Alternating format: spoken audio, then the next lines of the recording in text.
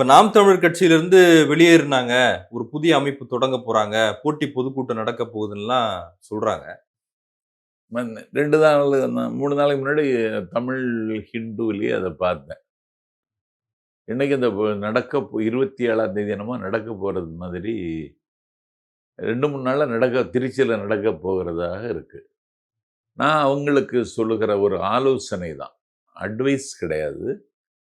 அந்த பொதுக்கூட்டம் நடத்தி சீமானுக்கு மீண்டும் ஒரு முக்கியத்துவத்த குடுத்துடாதீங்க. அந்த அமைப்பிலிருந்து அவரை வெளியேற்றுவதற்கு நடவடிக்கை எடுங்க.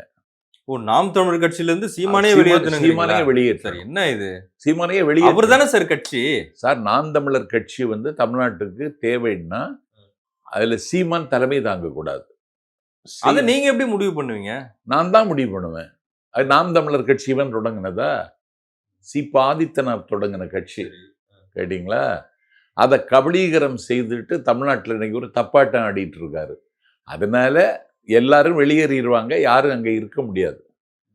உழைத்தவனை, உதிரம் தந்தவனை, உயிர் தருவதற்கு சித்தமாக இருந்தவனை எல்லாம் இந்த நாட்டுல கொச்சைப்படுத்துகிற இந்த சீமானால் அந்த கட்சி காப்பாற்றப்பட முடியாது, காப்பாற்றப்பட வாய்ப்பில்லை.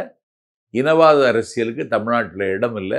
ஆகவே இவரை அம்பலப்படுத்தி அந்த பொறுப்பிலிருந்து அவரை தூக்கி தூர எறிவதற்கு அந்த தம்பிகள் முயற்சித்தா அது ரொம்ப நல்லது.